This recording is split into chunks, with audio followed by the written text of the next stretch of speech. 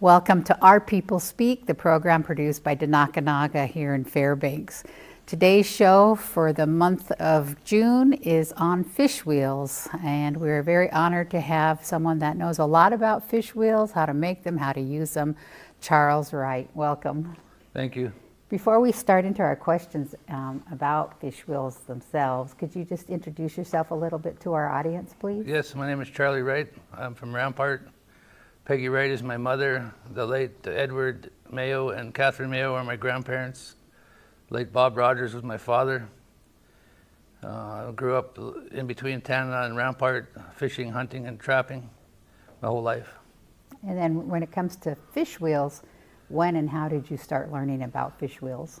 Well, from when I can remember, my grandpa and uncles built fish wheels, and so I was part of that. Young boys are running to get things, nails, hammers, hand me this, hand me that.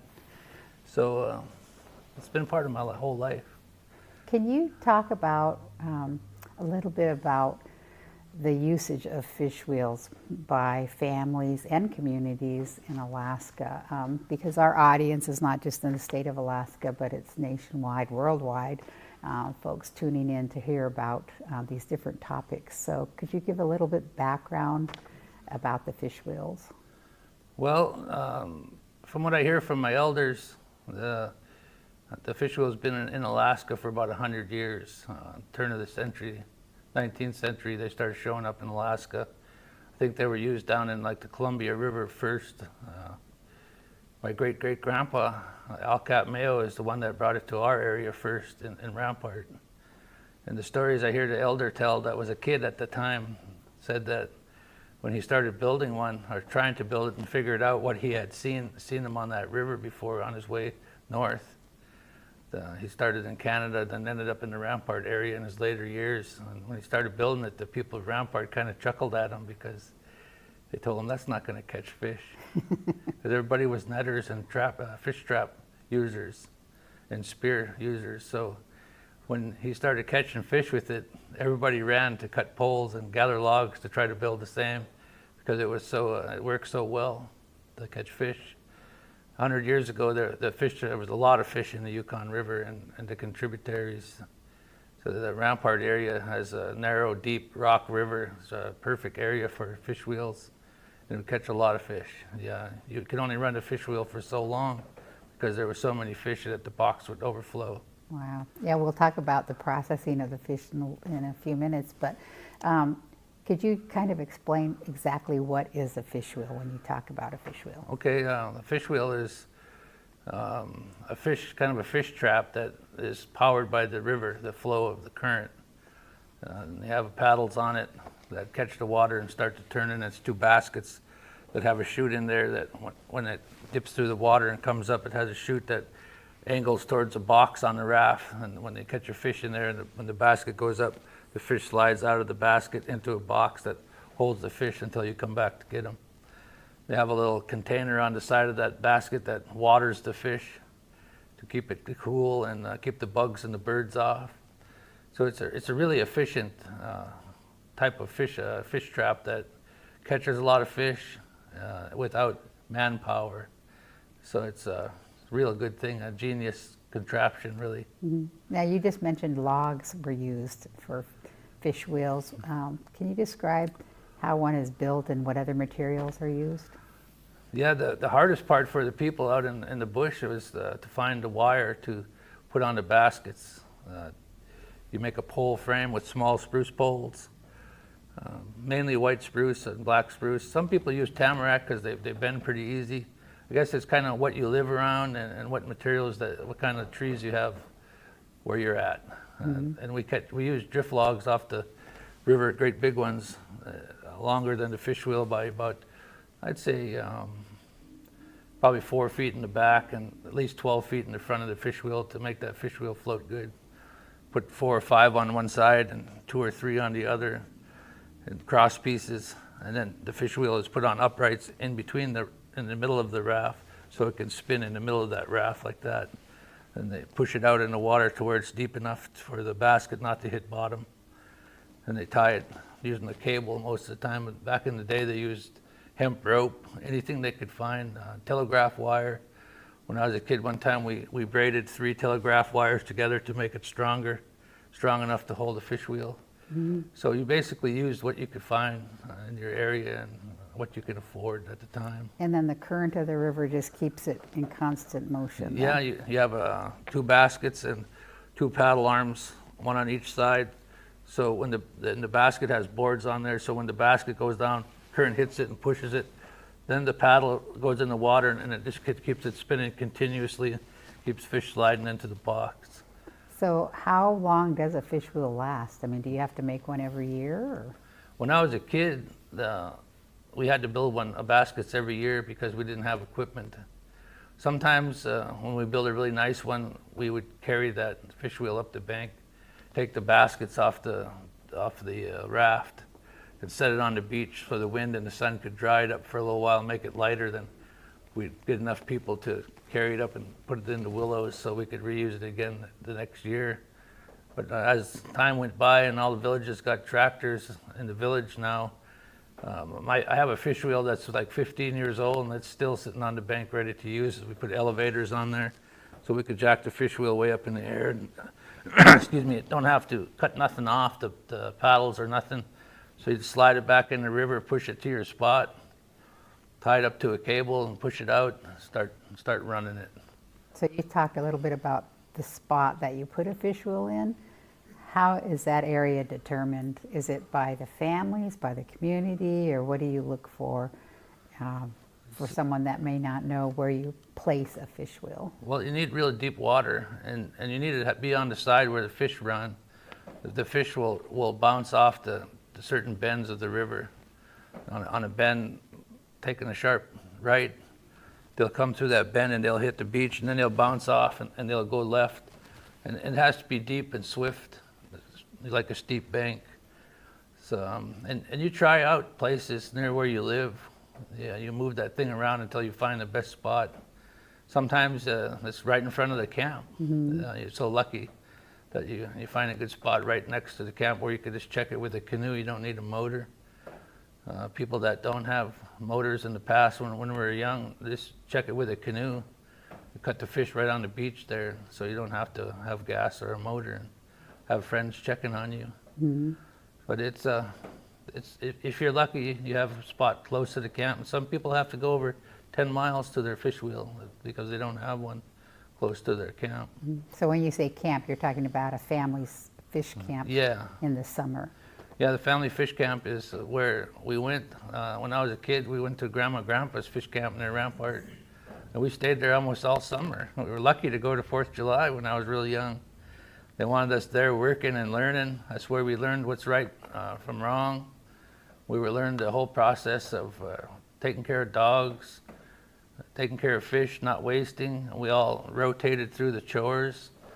And we was told what was, like I said, what was right and wrong. At night, we talk around the campfire and talk about what happened in that day and how we can do better the next day and who's going to do what. And there was rewards too at camp. There wasn't much sweets or nothing, so they'd always have a big pot of hot chocolate in the evening at my grandma's camp. And if you didn't do your chores, then you didn't get in line. So there was things being taught, and it was important to be good stewards of the land and take good care of your area, keep clean. So it's sad to see now that when you ride along the river, all the camps are brushed over and grassed over, and all you see is smokehouse and the tip of a cabin sticking out. It's real hard now not to live that lifestyle. The salmon culture along the river is going away due to the lack of salmon. And yeah, we'll get into that in a few minutes. But when you talk about fish wheels, I mean, most people think of salmon. Is it strictly for salmon? No, you if you have a dog team, you plug every hole in the fish wheel, and a lot of people done that because you want to eat everything, all the freshwater fish. Also, there's multiple sizes of whitefish. There's burbot and pike, but you don't normally catch those in the fish wheel until fall time, until the water gets clear. But the whitefish is really good eating, and pretty much everything that we catch in the fish wheel, goes up the bank at the camp and gets cut. Nothing wasted, and what's not used for human consumption is fed to the dogs. And then when the fall time comes and you start catching the chums, then there's some that's local that's not good for human consumption, and we cut all those for the dogs.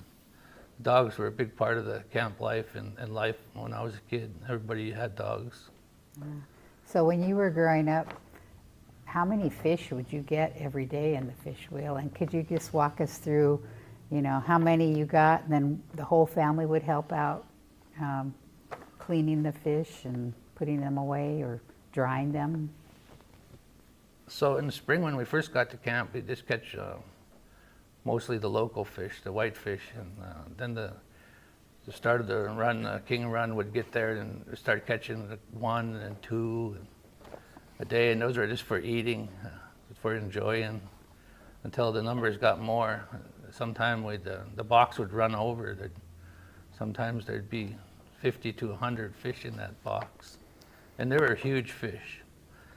When the wind wasn't blowing in the middle of the night, we could hear the big fish hit that fish wheel, and then they'd be banging in the box so loud that it would wake us up across the river. And all we'd think is, oh, another big fish. But the whole family participated. 2 or 3 of us would go to the fish wheel, and the first thing we'd do is, when we got to the fish wheel, is tie up to it.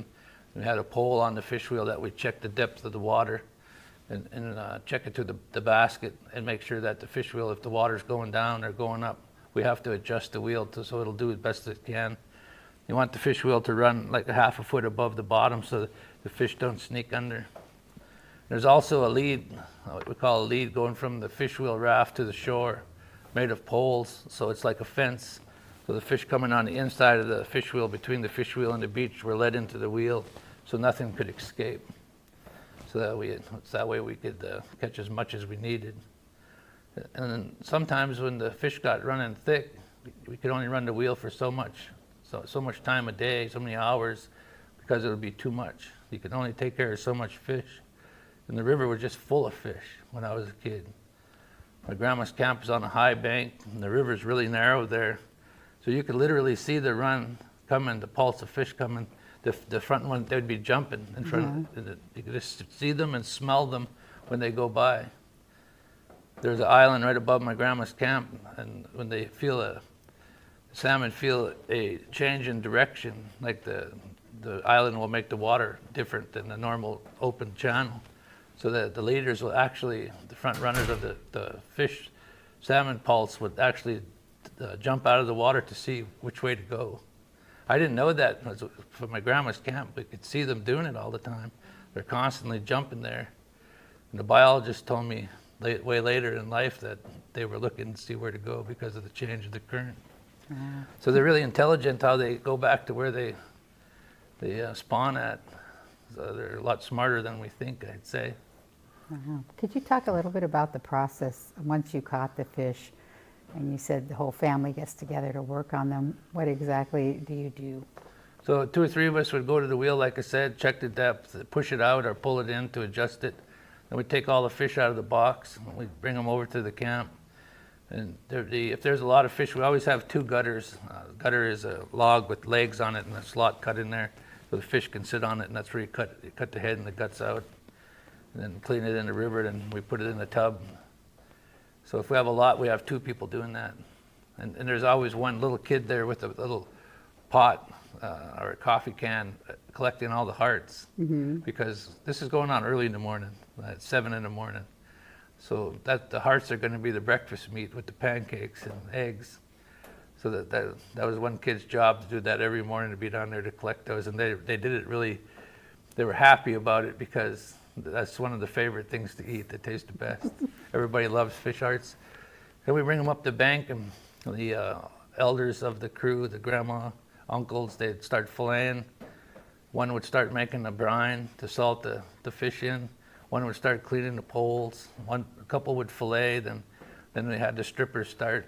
And then not all the fish are the same size, so they'd be cutting strips and dry fish and half dry out of the smaller ones. So, and that would change. People would change jobs every day or every couple days, so everybody gets to be good at the whole process.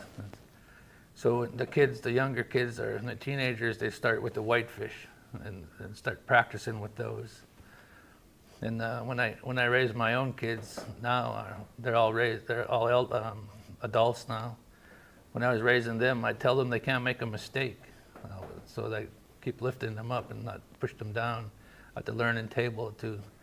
If they're, we start them with scoring the bellies, and then I tell them you don't have to worry about messing up, because if you don't cut it good enough to dry, then we'll eat it in the morning with pancakes, so it's half dried.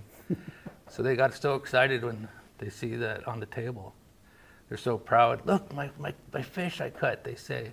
And it just brings them up so much. It's amazing to see, and how happy and healthy people are living that kind of lifestyle. It's just amazing, and I sure do miss it. Yeah.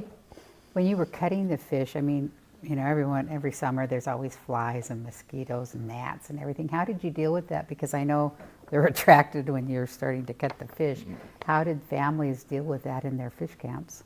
So like I said, as the process starts and you start getting the brine done and the fish process is going on and they start cutting the strips, then somebody goes to making smudges, little pots of fire, smoke.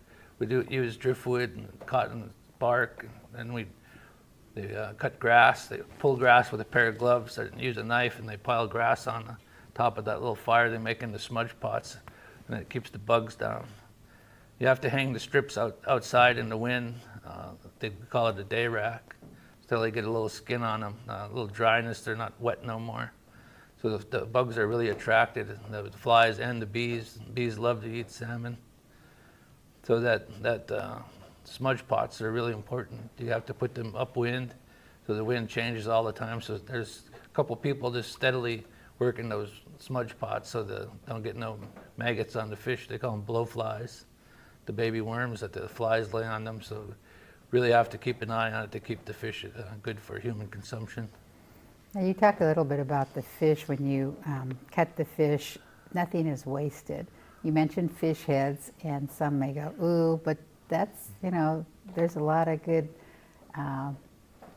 nutrition in the fish heads. Did you save them? And I know the elders love them. Could you talk a little bit about that? Yeah. And so nothing is wasted at fish camp, nothing at all. The heads are cleaned and they're split. Take the gills out and split them and clean them, and then you could only eat so many heads. So we eat them all the time. It's amazing how many ways somebody could cook fish. And the heads is one of the delicacies the elders love. And so we'd eat them. And then when we get tired of eating them, we'd even salt them in the salt buckets, preserve them that way. And the fins, we cook the fins just the same. And the bigger fins, the collars, and the heads and the bellies, we put them in salt, layer of salt, layer of fish, layer of salt, and then we preserve them that way. Put them in a coal hole behind the smokehouse. So there'll be buckets of that in there. So we could take it out in the wintertime, and we take them up to town and to the village in the fall time before the ice runs, and put them in another hole or in a root cellar in the grandma's old house. So we can access them, and then you soak them in water and get the salt out, and they pickle them or just boil them with potatoes and carrots or onion, or have them just boiled with rice. It's really good. It's just the way that they used to preserve fish before we got generators and freezers. So, I also think that's another reason why there was always so much king salmon, because the king salmon come in the real hot part of the summer, and you didn't have freezers, so you could only keep so much. They were really hard to keep. The elders, when the strips were dry and the dry fish, they put them in canvas bags, and they put them in the cache where it's cool. They had to take them out about every 2 weeks and take them all out of the bag, and they'd wipe them all and go through the whole pile to make sure that there was no mold starting in them. Because if mold started in there, the whole bag would just get green. So a lot of times you see the elders boiling those moldy dry fish that just started getting moldy. They'll wipe them off, they'll rinse them off, and they'll boil them in water, and they'll eat them. So I think that's the main reason why there was so much king salmon all the time, is they couldn't preserve them as well as they could the fall chums when it was colder. You could cut a whole bunch of those, so you could just put them in boxes or bags and put them up on boards in the smokehouse, and it was cold enough for them to stay there because they were salted. They wouldn't get moldy. So I think that's why they lean more on the fall chum back in the day. But of course, the fish was the main part of their food for the winter, for everybody. So when you think about your youth and your involvement with fish camp and with the fish wheels, what are some of your fondest memories? Waking up at night, hearing those big fish, hitting the fish wheel, that's one memory that never goes away. And the smells of moose soup cooking on the fire. And this sounds, when I go to that camp still, the big spruce trees, the wind blows through them. It always made me lazy. So I get lazy when I go to Grandma's camp. But just the being together with family was the best part for me, and the part I miss, because we all grew up and went our own direction, and that doesn't happen anymore. So it seems like the only time we get together now is for funerals and stuff. We don't get together for good times and cutting fish hardly anymore. Still, in the past 20 years, my siblings all come together in the village in Rampart, and we cut fish together. So that's what I miss the most, is this family, I think, and being together and working on fish together as one. When you, what would you say to visitors that don't really know the cultural importance of fish camps and the fish wheels? What would you say to them? They don't even know. They have no idea. The people that come from the cities, it's a totally different kind of lifestyle. To me, it's kind of like an institutional lifestyle. They don't have that traditional style of being together and living together, and it's mental, physical, and spiritual to the people that live that salmon culture along the river. It's everything. It's their well-being.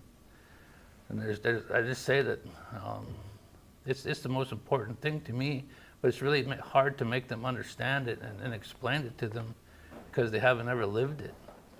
So they have no idea what it means to us. So that's why I think traditional knowledge is so important to being mixed with Western lifestyle of management of our resources. And I see it now, and I'm very happy that they're starting to finally implicate it and mix it in and listen to the people that were stewards of the land for millennia. And the people done the best at stewarding their own land and managing it, because everything was so rich. There were so many animals, so much fur, so much salmon when the statehood happened. It was astronomical. It took all this time for the outsiders to deplete our way of life, or not our way of life, but our resources that we lived our way of life on. There was so much fish in the Barents Sea that it's taken over 100 years for them to whittle it down to where we're now seeing the effects of it all. You just, again, for those that aren't familiar with our native way of life, earlier you talked about getting hundreds, 50 to 100 king salmon every day in the fish wheels. Now, because of the situation in our rivers and no fish, basically no one is really they can't put fish wheels out. Can you just talk about what we're facing right now today? Well, okay, when it comes to salmon in our rivers, it was just 2017, 2018, when I still had to have a block in my fish wheel. Otherwise, I'd catch too much to cut every day. I was still catching from 50 to 70 king salmon in 2019. Now we can't fish or catch one fish. So all of our people have been without. This is, I think, our fourth summer we're going into now that we can't fish. And all the people, that was what filled their freezers. So it's caused a huge hardship. The cash economy of the subsistence lifestyle, that's how everybody made their living. Not making a living, say, matched to a 40-hour week, but making a living to live.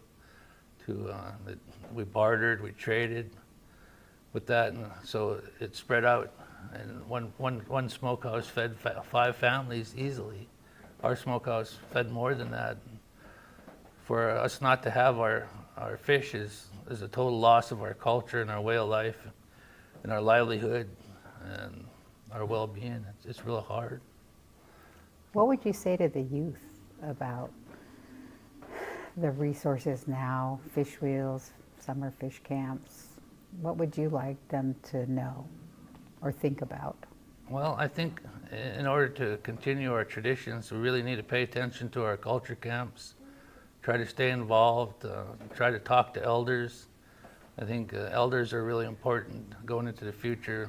We're working really hard on trying to keep the wild stock of salmon alive in our rivers right now, and hopefully we succeed. But right now for culture camps, we're having to get fish from other areas in Alaska to continue that. So keep your ears open.